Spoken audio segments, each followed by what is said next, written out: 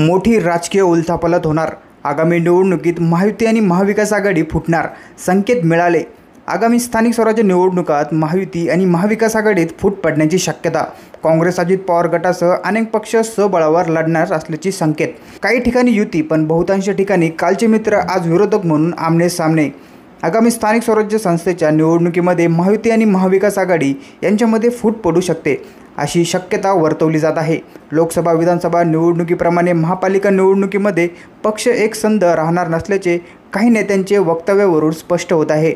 ज्या ठिकाणी गरज भासेल तेव्हाच महायुती महाविकास आघाडी एकत्र दिसतील, पण बहुतांश ठिकाणी कालचे मित्र आज विरोधक म्हणून आमने सामने उभे राहतील, असे चित्र दिसणार आहे। राष्ट्रवादी काँग्रेस अजित पवार गटाचे नेते प्रफुल्ल पटेल यांनी आपला पक्ष निवडणुकीमध्ये स्वबळावर लढणार असल्याचे स्पष्ट केले आहे। याबाबत त्यांनी पक्षजनांना सूचना देखील केल्या आहेत।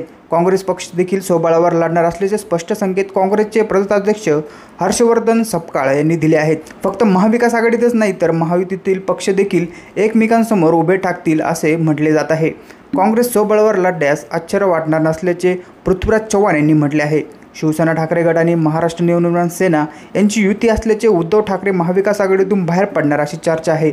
आपण स्वबळावर लढले पाहिजे, असे केल्यास मोठे यश मिळेलच असं नाही, पण त्यानिमित्ताने पक्ष प्रत्येक ठिकाणी पोहोचेल अशी काँग्रेसची भूमिका आहे।